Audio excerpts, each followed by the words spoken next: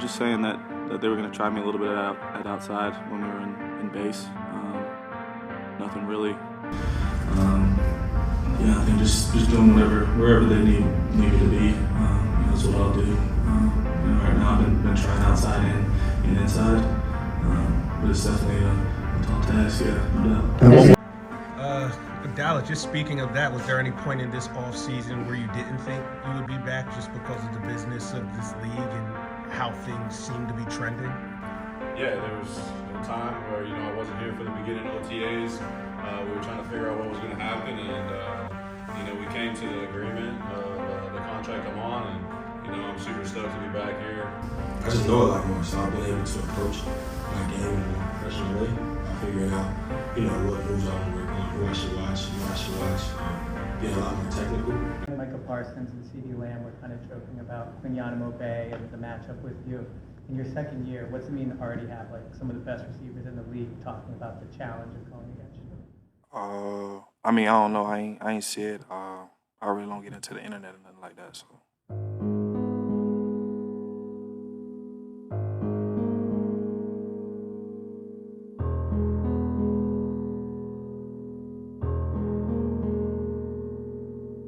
Give me some respect right now.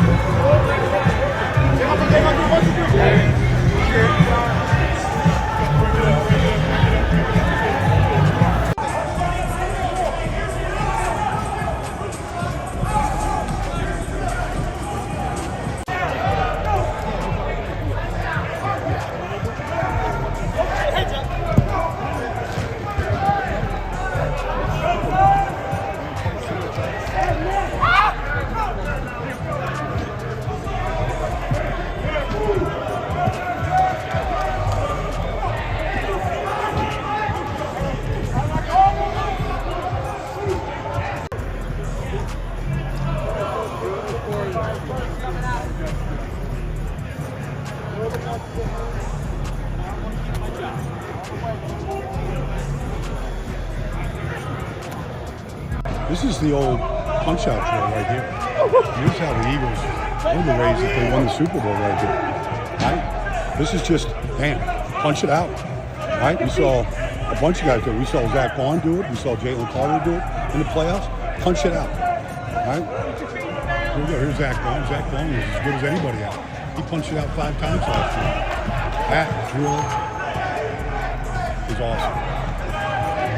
There we go. Punch it out. Bam. There it is. Nice. That's how you win games. Let's watch a little try. That's the peanut punch. The peanut.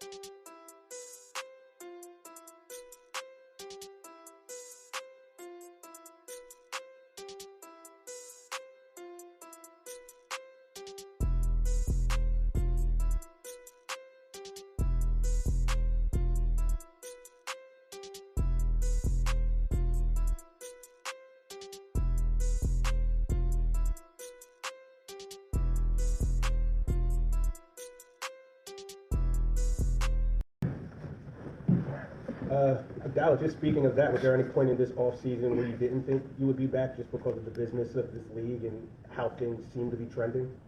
Yeah, there was a little bit of uncertainty going into the offseason. Talked with my agent, talked with Howie. Yeah, there was a time where, I wasn't here for the beginning OTAs. We were trying to figure out what was going to happen, and, we came to the agreement of the contract I'm on, and, I'm super stoked to be back here.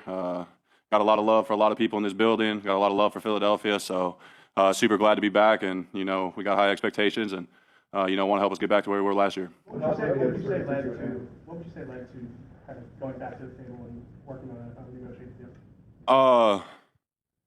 Yeah, I would say, it starts with Howie and my agent. I let them talk about it, different things that went on, possibilities of trades, possibility of cuts, things like that. I kind of told my agent what I thought would be best for me, certain numbers that I wanted to have, things like that. And, I hired my agent for a reason. I trusted his opinion on stuff, but I kind of told him what I thought I wanted. And, he worked that out and got it done. What's it like when you kind of envision yourself with another team? You've been here 7 years. I mean, did you get to that point? You're like, man, I can't imagine myself with.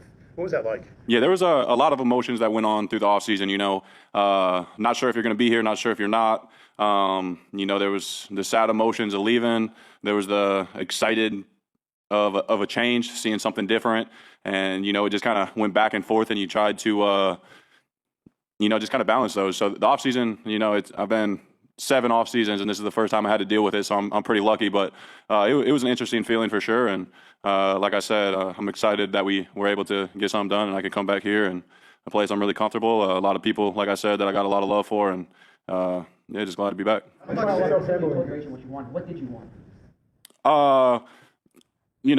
I've been very blessed to sign a good contract here. I feel like at some point I wouldn't want to play for less. You know what I mean? If I feel like I know my value. I feel like the Eagles know my value, and just finding something that I was okay with, a number that I felt excited. My time was worth it, or my whatever I can do on the field there's a threshold that I felt like I deserved, and like I said, we were able to get there. How did you find yourself just internally dealing with it, reconciling everything that was going on at the time? Obviously, ego was involved and feelings were involved.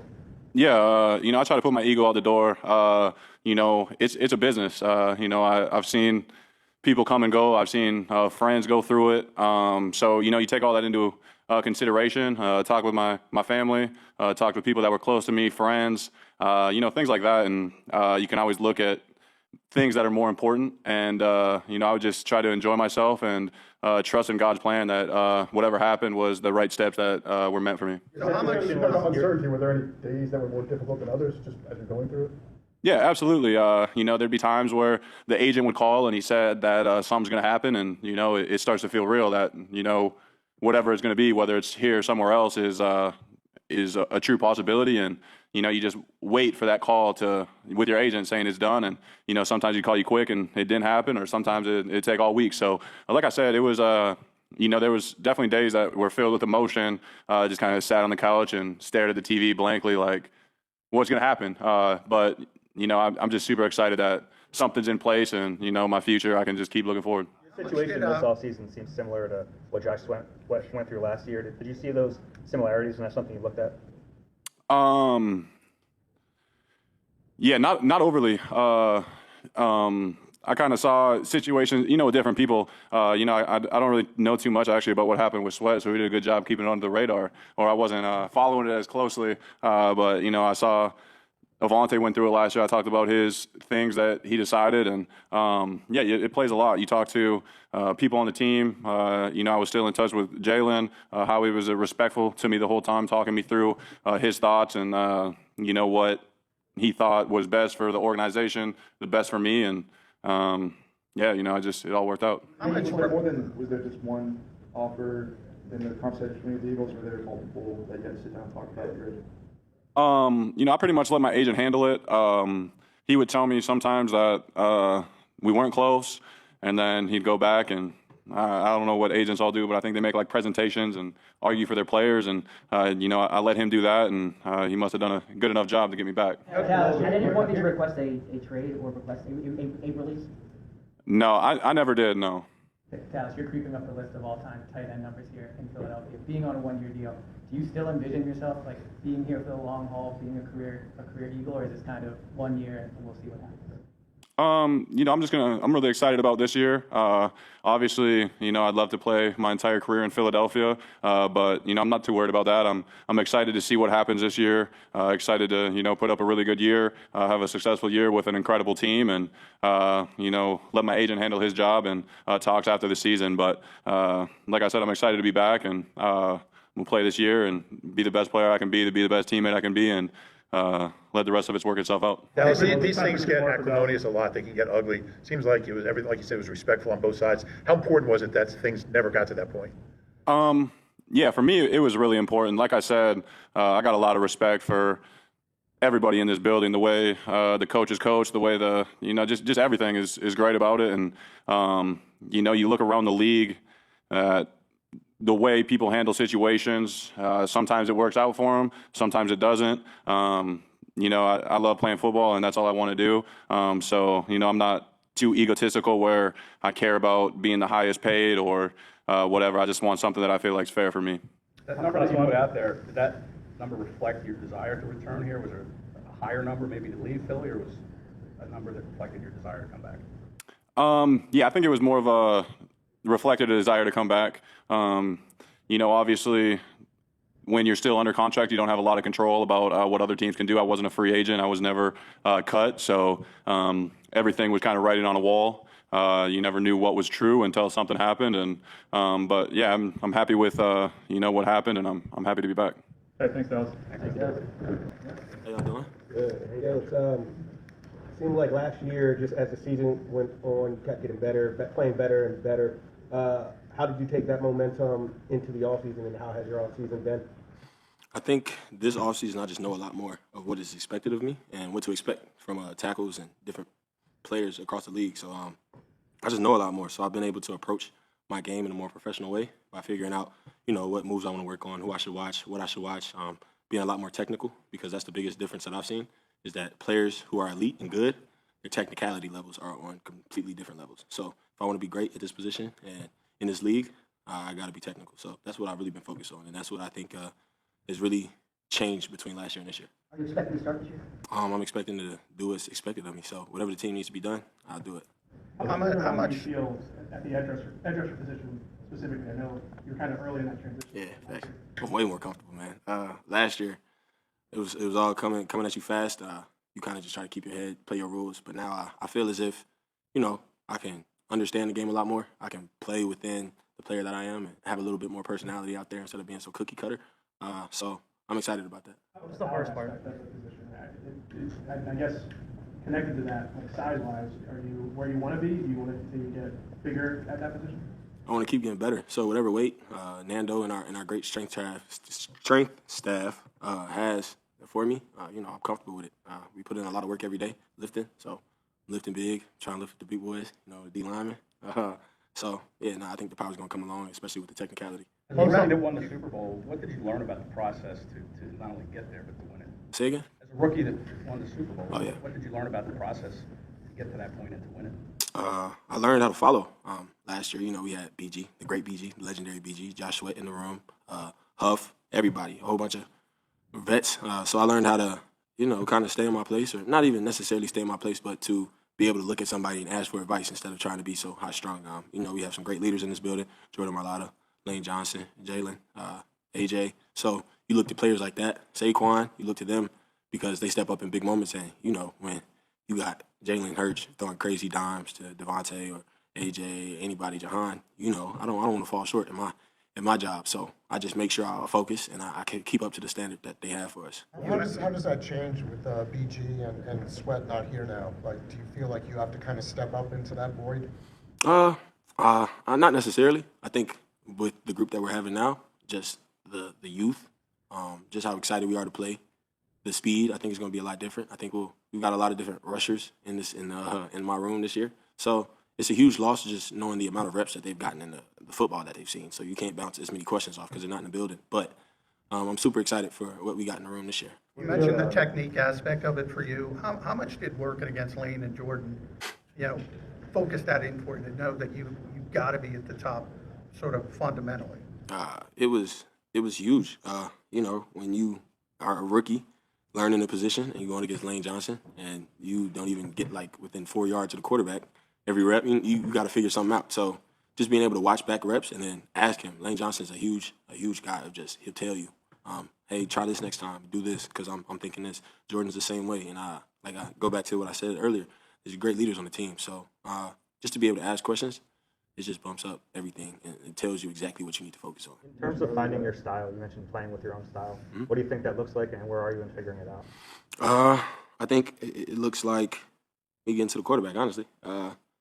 That's my job, and that's what I want to be able to do for my teammates and my team and this organization. So just figuring it out through training camp. That's what training camp's for, working on my moves, developing my bag, or OTAs, and then into training camp, just developing my bag and being able to work the fine details and go into the season with some good rushes. You feel like because a lot of coaches will say, or scouts, when they talk about pass rushers, they'll talk about, does he have a plan?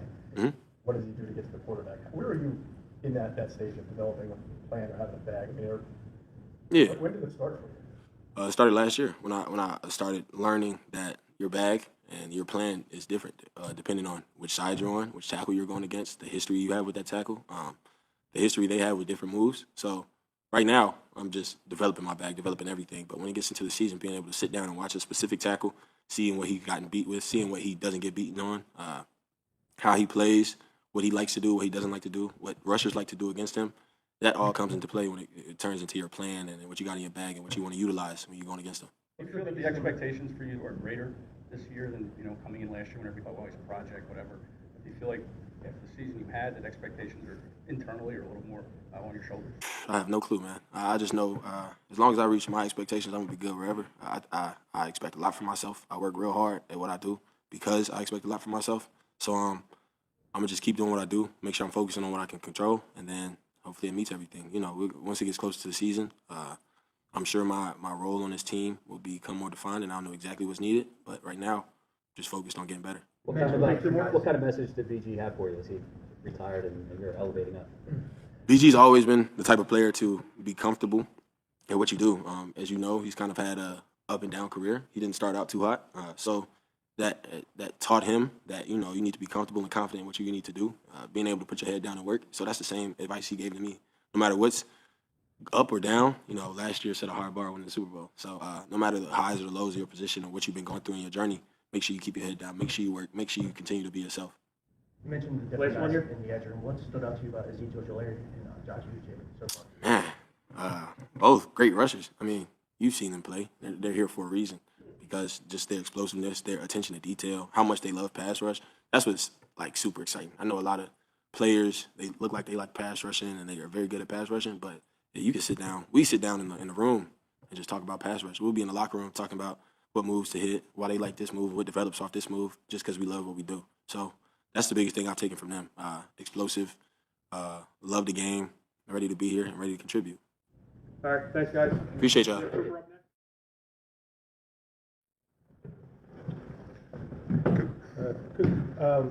Seems like you've become one of the more popular athletes in this city just in the last year.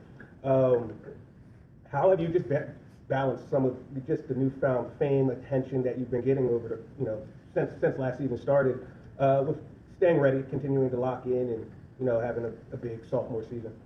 Yeah, I mean, I don't think whether I've become more popular in the city or whatever, I don't think that's changed who I am as a person. I'm still continuing to work and to try and be the best I can be at my job. And there's a lot of things I can get better at. Coming off of last season, that I can be ready for this season. And those are the things that I've been working on this off season. Just becoming stronger, faster. Being more comfortable out on the field and working my techniques. So I don't think it's changed me as a person at all. Cooper, Vic last year was saying how different nickel and corner are, and Q tried to play both at training camp. Can you play both, and what goes into preparing to play both? Yeah, they're a little different. I did it a little bit in college, played both. But they're different. On the inside, you got to prepare more to fit the run and be able to cover and do all those things. At corner, it's more worrying about covering a top guy, top receiver, with a lot of space. But I did a little bit in college, so I've been doing it a little bit, early on here in OTA. So, I think just doing wherever they need me to be, is what I'll do. Right now I've been trying outside and inside, but it's definitely a tall task, yeah, no doubt. What was Dick's message to you about the plan? Just saying that they were going to try me a little bit at outside when we were in base.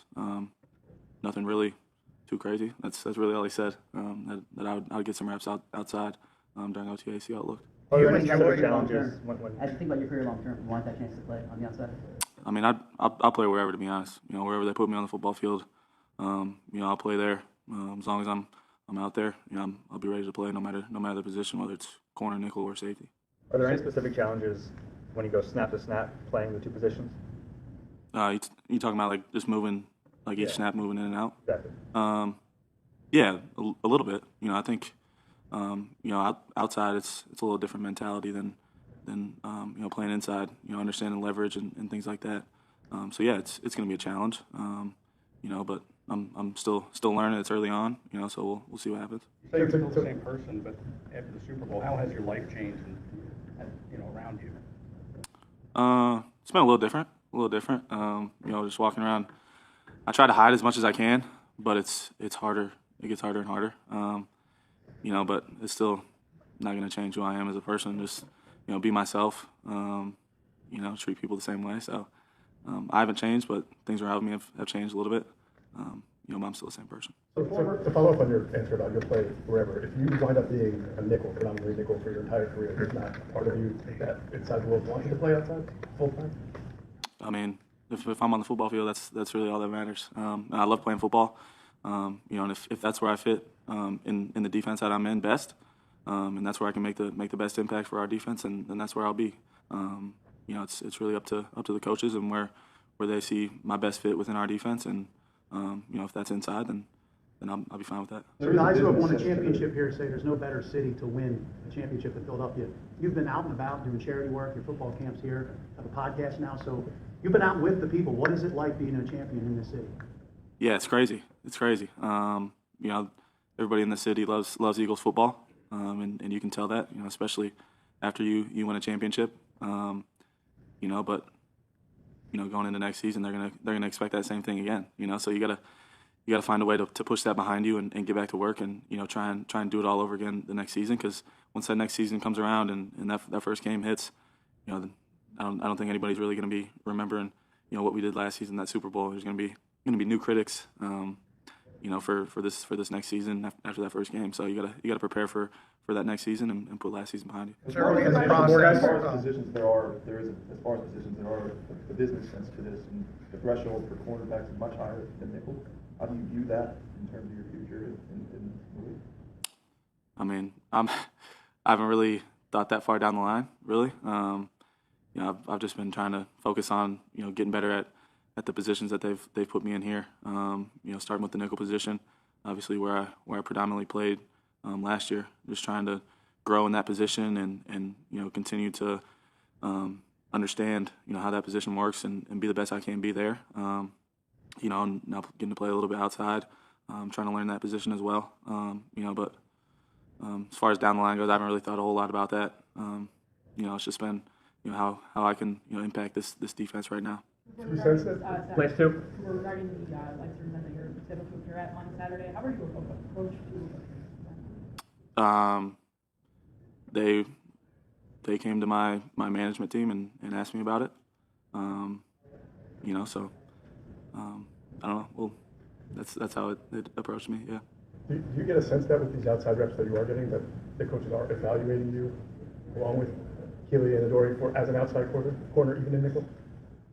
I think they'd assess anybody who's playing out there, at that position. So I'm still trying to learn that position and play nickel as well. But I'm still trying to grow, and luckily I got a guy like Quinyon Mitchell who played really well last year at that position, so I can learn from him too.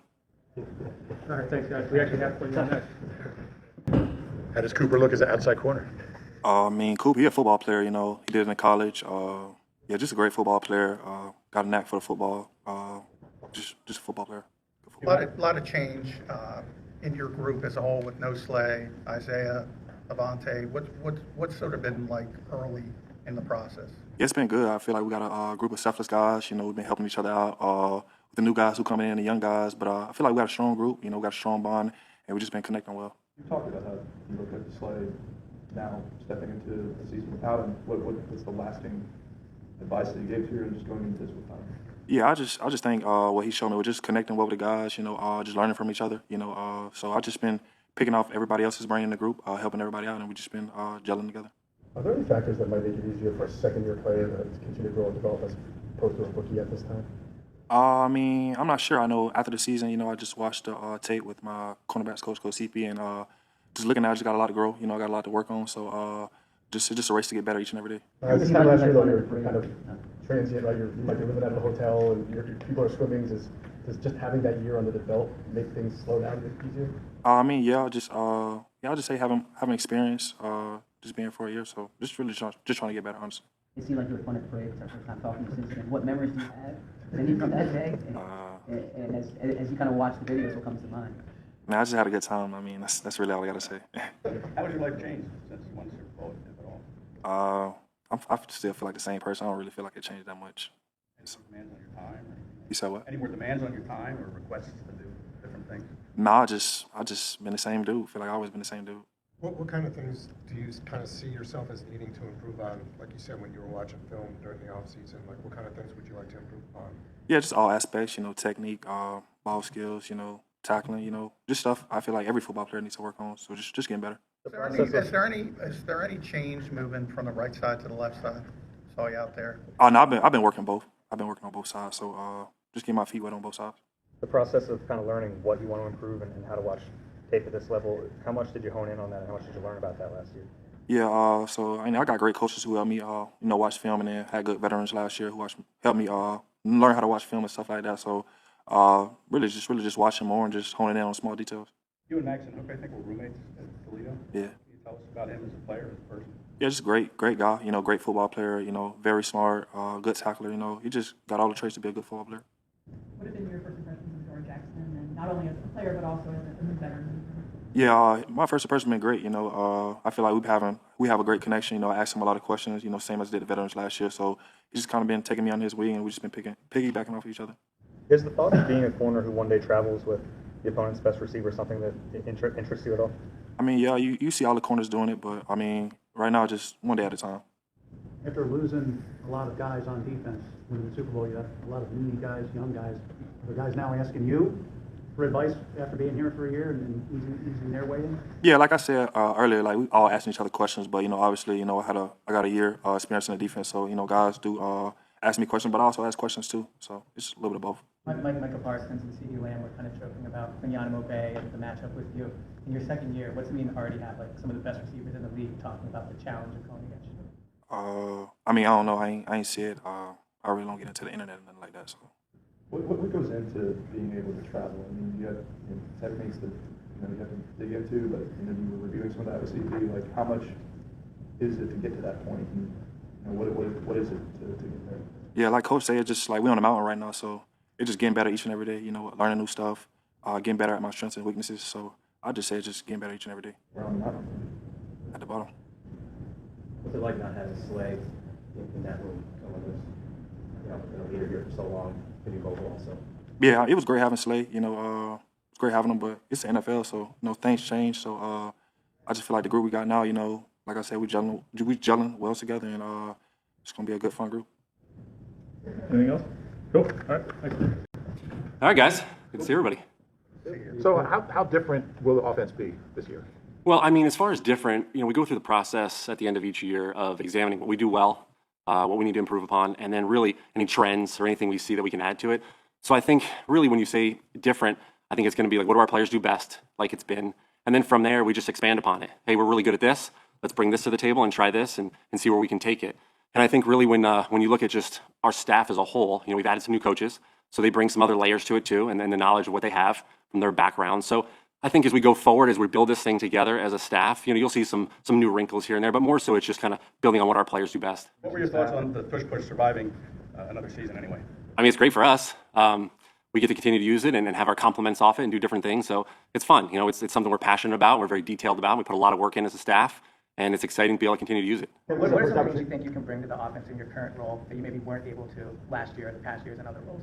I think really it comes down to just my experience. You know, I've been here with Nick since day one, knowing the guys and understanding them, their skill sets, what they can do, and kind of being in a different role to where I saw a big picture at all times. And now I can concentrate on certain things. And I've been in each room, you know, every year kind of with the receivers and the quarterbacks and kind of spread my knowledge around. So now it's just a matter of getting to know the players at a different level, but they still trust me in that capacity, which the background that I kind of had with them. You mentioned some of the new staff members. What has Leffler brought? Scott's been great. I mean, he's got a wealth of knowledge, right? He's been a quarterback coach forever, coordinator forever, and a head coach. He ran a diverse system in college, which has been really cool. So when you have a guy on your staff that's got all this wealth of knowledge, it's great to lean on him and just kind of hear what he has to say. And it's good, right? You don't always want the same things from your coaches, just like I am. You know, I want somebody different to bounce ideas off of and give me some kind of new information. He's been really, really good so far. Super detailed guy, very energetic and works hard. And he's passionate about football, so he's been great. What was the interview process like for you? I mean, really, when it comes down to, you know, the interview, it's you know, you're interviewing every day, right? So for the last 4 years, I'm essentially interviewing with Nick, the staff, the players. And then, you know, once we start the interview, it's all about football, how you're going to use personnel, what you're going to do, and, you know, how you're going to put the team in the best spot. Because you've been with Nick obviously so long, you two are kind of linked in many people's eyes, but how do you think you differ from him in terms of philosophy or offensive understanding? You know, it's interesting. We go back to the Colts when him and I are together. I think there's a lot of fundamental things that we see the same way, you know, but I do think our brains work differently. So it's a good back and forth conversational piece that we have constantly. And there's a lot of things, like I said, that he believes in that I believe in as well. And we're going to do those things. But I do think we challenge each other to grow. And he's awesome about just finding new ideas and testing the waters and saying, what if we did this? What if we tried that? And he challenges you as a coach to really continue to grow your game. So we can be, you know, linked together. But I do think as far as like the testing each other, and, you know, he loves to always say, right, you know, iron sharpens iron and all these other things about just when you're working together with people trying to create greatness, right? You can't be great without the greatness of others. He's a big part of that, right? He pushes us as coaches to get better, and that's kind of what's unique about it. What's your philosophy or approach as a play caller? My approach, right, is put the players in the best position they can to be successful, and then that's what it comes down to. You know, you want to make sure they're confident in everything that they can do, and you want to be confident as a coach that you put them in that position so that they can go out there and do their best. You mentioned knowing the guys before. What kind of luxury is it as an OC to come in with 10 of 11 starters and not even the talent, that continuity? I think it's huge, right, because everybody knows each other, and you know when it comes down to it, when they're out there playing, they're problem solving. You know, ultimately, you don't always know what you're going to get as an offense. So those guys can walk out there in the field and be confident in what they're supposed to do. But no matter what happens, they feel like they can problem solve and do the best together. And that's really what it comes down to, right? We've had a lot of coaches say the same, and then we've had, you know, a lot of players say the same. That's huge as far as guys knowing what we want to do, when we want to do it, and then if something does pop up, we can all adjust together, which is what we have to do as a staff and players. Jalen specifically, you obviously have worked with him for a while. Now that the relationship has to change, how do you feel like you guys and that relationship will help you in this current role? Yeah, I mean, I've been here with him since day one, and it's been great. You know, he works extremely hard. We all know that, and he's super detailed in what he does. And the biggest thing with him is he always wants to get better, and that's what's awesome. And so he's willing to listen to anybody about anything. So if he feels like it's going to get him better, he's willing to take it and try it. And then the best part of it is the dialogue after, right? So we had one practice yesterday. He's willing to try anything, and then we can have dialogue after and kind of go from there. So he's a great player for a reason. His work ethic speaks for itself. What are your guiding principles as an offensive mind? As far as what's your guiding principles as a coach, like things that you prioritize, the things that are important to you that helps, you know, set the course for your coaching? I mean, really, when it comes down to it, kind of said it before, it's put the players in the best position to be successful, and that's what it's going to come down to, right? We're going to be detailed, just like Nick says. We're going to be detailed in our fundamentals and everything we do. We'll be detailed in the scheme, and then put the players in the best position to be successful. Being around Kellen Moore last year kind of like broadened your horizons as far as being ready to be an offensive coordinator? Anytime you can get around somebody that's different, kind of outside your circle or new, right, it can expand your knowledge, right? It just kind of tests you, and it brings something different to the table and a new piece of information that you may not have had. And him and I worked very closely last year together on, you know, putting the offense together, and it was fun. I learned a lot from him, and I think the same from back and forth, right? We had a lot of conversations back and forth, what he had done in the past, whether it's Dallas or the Chargers, and what we had done here, and trying to bridge that as a staff was unique. That doesn't happen a ton, and it was really, really successful, obviously, but benefiting from his knowledge and being able to ask questions to him and the back and forth conversations. And during games, it was the same kind of thing, the back and forth. We had a very unique relationship. We didn't know each other prior to. And, you know, it went quickly to where we trusted each other, and I could lean on him and he could lean on me. So, you know, working with him last year was a huge benefit. You do have a lot of starters coming back. You did have a lot of success last year. What goes into anticipating the adjustments defenses will make this year? Yeah, I think just like every year, right, you go in saying, okay, this is the core fundamental, what teams want to do, and then you just have your kind of checklist of things that you got to go down. They could do this, they could do this, they could do that. And then you have to have your core plays that you know, that you trust. Like we talked about, all the 11 guys are back essentially. So, they know how to problem solve out on the field. And as coaches, we have to be ready to adjust. Who was the greatest influence in your fundamental years of coaching? Obviously, Nick's been huge on me here currently. But prior to that, my biggest influence was Chan Gailey. I was with Chan, a couple different places. Started in Kansas City when I was with Herm Edwards. I was a young coach then. He had just come from Georgia Tech at that point. And just going through that with him was very unique. In 2008 we lost a couple quarterbacks. We ended up having Tyler Thigpen come in. And I'll never forget, we get into a staff room, and the walls are all white. There's nothing out there. He goes, all right, we got to figure out a new offense for this week. And he was willing to do anything and try anything to be successful. We ended up developing this no-huddle system. We were in the pistol. And in 2008, nobody knew what the pistol was in the NFL. And we were successful for the most part. We won a lot of games, but we moved the ball with a bunch of guys that we didn't know really if we could do that with. And so, him being able to show, look, we do what we have to do to win. It doesn't matter. It doesn't have to look a certain way was huge. And then I went to Buffalo with him, and it looked way different. And we had Ryan Fitzpatrick there, and we were in 4 wides, throwing all over the place. And I got with him again in New York. And so just being around him, he's probably been my greatest influence on my past. And then obviously Nick currently. But he just taught me a lot. And the biggest thing was, put your players in position, allow them to be successful, and develop dialogue, communication with them, and things will take off. But no, he's definitely been a big influence on me. Who were some of the play calls since you come into this new role? Really, some of it's still similar, right? The biggest thing, obviously, is I'm the one voice in the offensive room. I still had a big voice prior to, but it's really not a ton different. A lot of the staff is together. And we have a great staff, right? We have the best O-line coach in the NFL. We have the best tight end coach, the best receiver coach, best running back coach. And then we added a couple new coaches. And I worked with Parks Frazier at the Colts, and he's expanded his game. So it's really not that much different. And like I said, those guys are so good at what they do. It's great for me, and as a whole staff, we really, really do well together. Getting back to the play calling part of it, who are some of the play callers you've been around that maybe shape what we'll see from you as a play caller? Obviously, Kellen was really good at what he did last year and just developing. And what's interesting is that, he had to kind of adjust on the fly, right, which was really cool to see. Shane had his very unique style, which was interesting too, and how he thought. And then obviously the biggest one for me, kind of talked before, was just Chan Gailey and just how to do things and trust the players and set things up and go through the process of it. And then Frank Reich, obviously, in the Colts was awesome too. I've been very fortunate to be around some really, really, really good coaches. As far as change, what about day-to-day with Nick? Your associate head coach role. Mm-hmm. He had said in the past that to clean it up, maybe when he was being too harsh on people, you were the guy who kind of pulled him back. Does that change at all? No, I don't think that'll ever change. We work hand in hand. That's what we know. That's what we do. Yeah, I don't think that'll change. Kevin, Dallas Goedert was a big storyline all season. Are you sleeping any better knowing he's coming back? Yes. How played Yes, no, Dallas is awesome. You could feel his presence out there yesterday and just doing our 7-on-7 stuff. We're so glad to have him back. He brings a very unique, different style of play to the offense, and he's another weapon to add. Kevin, you mentioned Parks Frazier. How have you seen him grow as a coach, and what really stands out to you about him? So really, from the time we were with him at the Colts until now, his offensive knowledge has grown, right? Being in Miami last year, he learned all this new stuff, and then being at Carolina kind of on his own, doing his own thing and coaching up Bryce there. He's really expanded his game. He had to jump into an awkward situation as a coordinator, play caller that one year at Indy. That was another thing. And so he's really developed as a coach, and then just the new styles he has and the ways to communicate. But he still kind of knows the same language and the way we were able to talk prior to, which is really beneficial. He can just jump right in there and go. It's not that different for you. I imagine this is a job you've been preparing for a long time. Mm-hmm. So when you were writing in your notes about what you were going to do when you were an offensive coordinator, what were some of the things that you wanted to remind yourself that were important to you? I think the biggest thing is just be me. I'm not going to change who I am. I'm going to be who I am, and then just rely on all the coaches that we have, because that was something that Chan always taught me too. All the coaches you have around you are there for a reason. So don't just all of a sudden think you're going to do it yourself, right? And lean on those guys and lean on what they're experts at, and really that'll give you the best chance to be successful. What are you seeing from Saquon? Now that he's back after such a heavy workload this past season and everything, just how he's looking. Yeah, he's been great. He looks like the same guy. It's unbelievable how he's able to do that and continue to go day in and day out. And he looked in regular season mode yesterday running routes, so it was pretty cool. Is the verdict going to stay pretty much the same?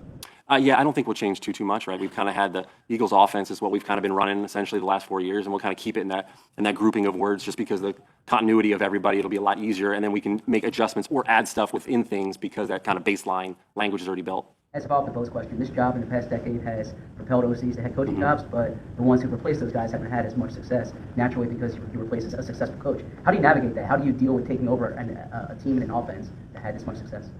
To be honest, you're just kind of doing your job. If you look at something like that, big picture, I guess it could be overwhelming, but I just kind of, this is what I do, this is what I wanted to do, I've been wanting to do it, and I have an opportunity to do it, and like I said, I've got a great staff around me, great players, great organization, everything, so it'll be fun.